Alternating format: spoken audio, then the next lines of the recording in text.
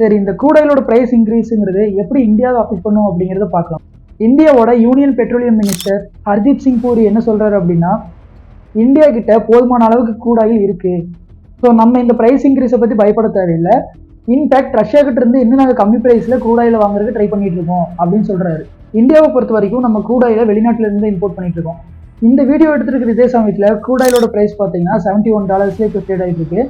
JP Morgan என்ன சொல்றாங்க அப்படின்னா, இந்த யுத்தம் இப்படியே பெருகிட்டே இருந்துச்சுன்னா க்ரூட் ஆயிலோட பிரைஸ் $120 கூட தொடலாம் அப்படின்னு சொல்றாங்க.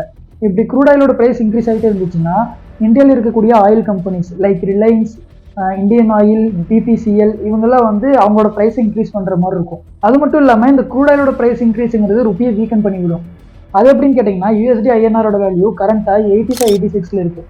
இது இதே ரேஞ்சில் இருக்கிற காரணம் ஆர்பிஐ நிறைய டாலர்ஸை செல் பண்ணி ருப்பியை ஸ்டேபிளாக வைக்க ட்ரை பண்ணிட்டு இருக்காங்க.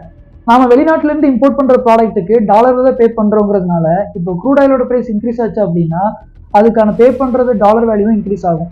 ஸோ இந்த க்ரூட் ஆயிலை பர்ச்சேஸ் பண்ணுறதுக்காகவே ஆர்பிஐ நிறைய டாலர்ஸ் சேவ் பண்ணி வைக்கிற மாதிரி இருக்கும். இது